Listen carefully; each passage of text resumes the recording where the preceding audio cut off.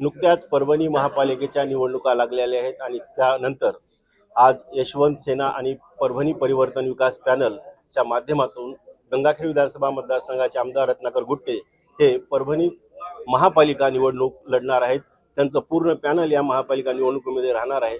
आपण त्यांच्याकडून जाणून घेऊ की आपण हा निर्णय घेतला आहे, काय कारण आहे. नाही, हा निर्णय घेण्याचं एकमेव कारण आहे, मी सांगितलं आपल्याला अगोदरही सांगितलं की हा जिल्हा जवळजवळ निजामाकालीन जिल्हा म्हणजे 200 वर्षापूर्वीचा हा जिल्हा आहे आणि त्या जिल्ह्याची अशी अवस्था आहे, धुळीचं साम्राज्य आहे, पाणी वेळेवर मिळत नाही, लोकांना सुखसुविधा नाहीत, राहायला घरं नाहीत, रस्ते तर कुठंच नाहीत, अशी परिस्थिती म्हणजे ह्या परभणी जिल्ह्याची आहे. म्हणून या शहरासाठी आपण एक आपलं कर्तव्य आहे की आपण या शहरासाठी काही ना काहीतरी केलं पाहिजे. म्हणून हा आम्ही इथं परभणीमध्ये सगळ्याच्या व्यतिरिक्त सगळ्यांना सोडून म्हणजे एक परभणी परिवर्तन विकास आघाडीच्या नावाखाली आम्ही निवडणूक लढतोय आणि आम्ही सोबत पक्षभिक्षाला कोणाला सोबत घेणार नाही. पण निश्चितच आमच्याकडं कोणी जर चांगला एखादा उमेदवार आला आणि सांगितलं की आम्ही तुमच्याकडून लढतोय तर त्याचा निश्चितच आम्ही स्वागत करू. नेमकं आपण पाहिलं की या मागच्या 12 वर्षात महापालिकेमध्ये काँग्रेस म्हणजे महाविकास आघाडीची सत्ता होती, पण काही विकास झाला नाही. आता भाजप ताकदीनं लढतंय. नेमकं काय वाटतंय, का विकास झाला नसेल परभणी शहरात?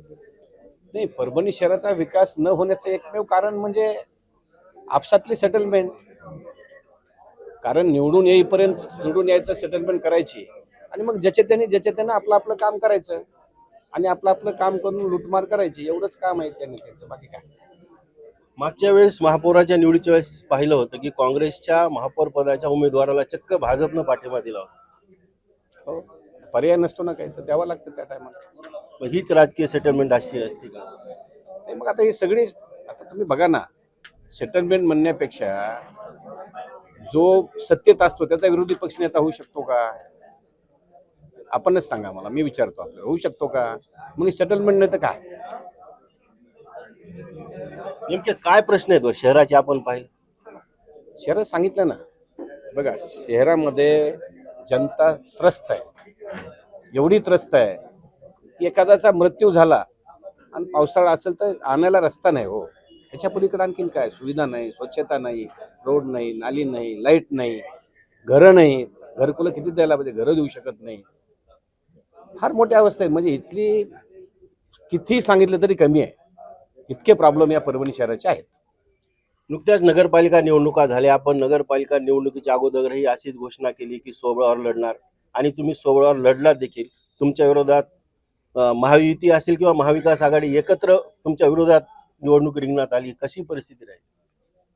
परिस्थिती माझी तिथं 18 ते 19 नगरसेवक निवडून येत आहेत आणि माझा नगराध्यक्ष निवडून येतो. त्याच्यामुळं माझं यांच्याशी कुणाशी कॉम्पिटिशनच नव्हतं. मला कॉम्पिटिशन कुणाचंच नव्हतं ते म्हणजे गाळाखेडमध्ये. मी केलेल्या विकासाच्या जीवावर मी निवडणूक लढली. मी जो केलेला विकास होता जनतेने मला डोक्यावर घेतलं आणि इथं बघितलं आपण आता मी म्हणजे किती कशा प्रकारचा विकास मी केलेला. त्याच्यामुळं विकास केल्यामुळं जनतेने मला निवडून दिलं असं मला जनतेची खात्री पटते आणि जनतेवर माझा विश्वास आहे. गंगाखेडमध्ये आपण बघितलं की सत्तेतला अजित पवार गट होता, तर महाविकास आघाडीतले खासदार संजय जाधव ही शिवसेनेचं त्यांची युती होती. तर मी त्याच्यावर काय, तुम्ही त्यांना विचारा, मी कसं बोलतो त्यांच्यावर. त्यांनी युती केली तर काय केली, कशी केली, राष्ट्रवादीने केली, सैन्याने केली, तर हा प्रश्न त्यांचा आहे. मी त्याच्यावर काय कॉमेंट करू. नेमकं आमदार साहेब भाजपसोबत न जाण्याचा निर्णय स्थानिक स्वराज्य संस्थेमध्ये आपण घेत आहेत, नेमकं कारण काय? नाही, कारण काहीच नाही. कारण असं खूप मोठं काही असं काही कारण असावं म्हणून नाही. आता जे त्याला, आता मला वाटते मी माझा पक्ष वाढवावा, माझं थोडंसं ताकद बनवावी असं मला वाटतं. आणि काही गोष्टी पटत नसतात, मध्ये पटत बी नसतात. त्याच्यामुळं आपण आपलं जे काय जनतेचं आपण जे कामं केले त्याचा जे काय जनते आपला रिझल्ट देईल तो आपला मान्य करून पुढे चालायचं. नगरपालिका निवडणुकीत पालकमंत्री मेघना बोर्डीकर गंगाखेडमध्ये येऊन म्हणल्या की आमदार गुट्टे यांनी अगोदरच स्वतंत्र लढण्याची घोषणा केली, त्याच्यामुळे आम्ही युती करणार नाही. परभणीमध्ये असं काही युती संदर्भात बोलणं झालं? नाही, असं काय बोलणं झालं, कुठलंच असं बोलणं झालं. महापालिका सोबळावर लढणार. महापालिका सोबळावर लढणार. सोबत कुणाला घेणं? सोबत माझी आघाडी आहे, ज्याला यायचं सोबत त्याचं आमचं वेलकम करू ना आम्ही. ज्याला आमच्याकडे चांगला उमेदवार येत असेल त्याचं वेलकम करू आम्ही. नुकतंच अधिवेशन झालं, आपण अधिवेशनामध्ये महायुती सरकारचं तोंड भरून कौतुक केलं. आता निवडणुकीच्या स्थानिक स्वराज्य संस्थांमध्ये तुम्हाला त्यांच्या विरोधात लढायचं, ती कशी भूमिका?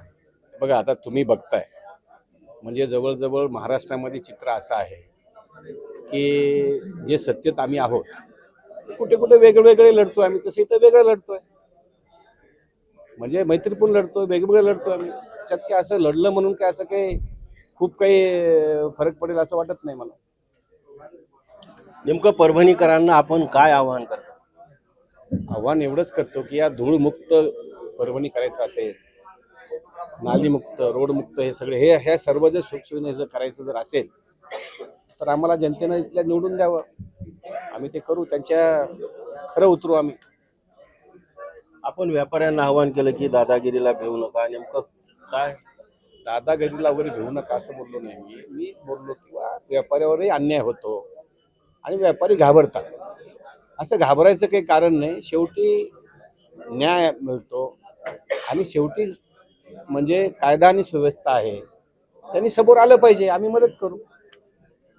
अधिवेशन पार पडलं, काय मिळालं आपलं परभणी जिल्ह्याला, गंगाखेड विधानसभा? सध्या तरी आणखीन काही तेवढं काही आता बुक येईल, बुक छापलेलं आहे, त्या बुकामध्ये बघावं लागेल काय जिल्ह्याला, परभणी जिल्हा काय मिळालंय, गंगाखेडला काय मिळालंय, जिल्ह्यापुरतं जिथं काय म्हणतात ते बुक असतं, ते बुकामध्ये पाहावं लागेल. नेमकं काय प्रश्न मांडले? प्रश्न मांडले ना, जे जे काय मला योग्य प्रश्न वाटले, काही आमच्या यांचा आपलं संत जनाबाई असेल, सगळेच म्हणजे जवळजवळ सगळ्यांसाठीच मी मानत. संत जनाबाई बेलिक उभी केला होता, म्हणजे केला होता, तर तिथं मंत्र्यांनी उत्तर दिले की 48 कोटी 55 लाख अशी तुमची मंजूर आहे, तेवढाही गंगाखेडला फायदा झाला. शेवटचा प्रश्न, आपण परभणीचं परिवर्तन करायचं असं म्हणतात, कसं करणार? बघा परिवर्तन कशात होतं माहिती आहे का, आलेल्या लोकांना त्यांचं स्वातंत्र्य देणं म्हणजे परिवर्तन. म्हणजे महापौर असेल, महापौरला त्याचं काम करू देणं पाहिजे, त्याला स्वातंत्र्य पाहिजे. नगरसेवक असेल, नगरसेवकाला त्याच्या वार्डाचा विकास करण्यापर्यंत केलं पाहिजे, त्याला ते स्वातंत्र्य दिलं पाहिजे. आणि हे स्वातंत्र्य दिलं की ऑटोमॅटिकली परिवर्तन घडतं. हे होते आमदार रत्नाकर गुट्टे. परिवर्तन पॅनलच्या माध्यमातून, शहर विकास आघाडीच्या माध्यमातून परभणी शहर महानगरपालिका ते लढवणार आहेत. त्यांचा पूर्ण पॅनल या निवडणुकीत राहणार आहे आणि निश्चितच त्यांचा महापौर बसेल अशी ग्वाही देखील त्यांनी व्यक्त केली आहे. महाराष्ट्र टाइम्ससाठी डॉक्टर धनंजय चव्हाण, परभणी.